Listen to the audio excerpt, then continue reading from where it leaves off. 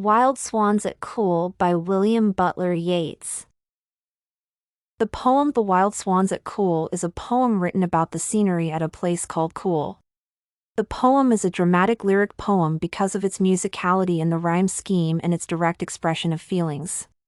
All 5 of the 6-line stanzas are built upon the rhyme scheme apt and are written in a loose iambic cadence intended to somewhat mimic the sound of verbal speech. Each odd-numbered line has 4 stressed syllables while each even-numbered line has 3 stressed syllables.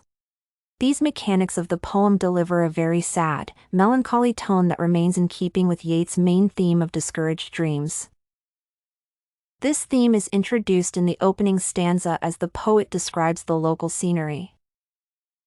The trees are in their autumn beauty.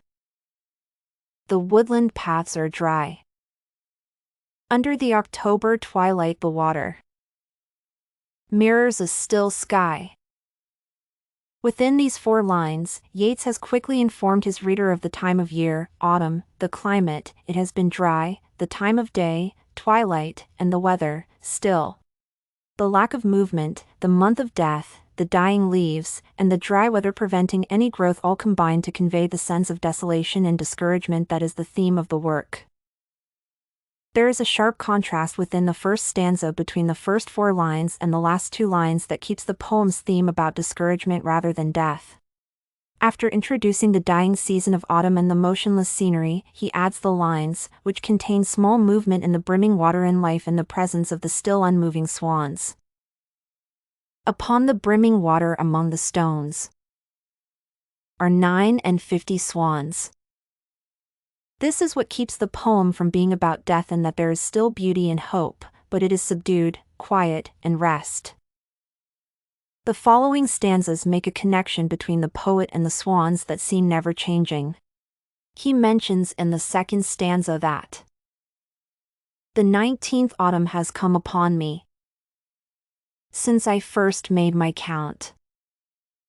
Although so much time has passed between the time of his first visit and the time of the poem, nothing has really changed. The swans are still vital in that they are still wild, still fly and, it is hinted, still copulate, but their numbers have not increased. Even though he feels nothing has changed in his life to this point, he also recognizes that all has changed, and now my heart is sore.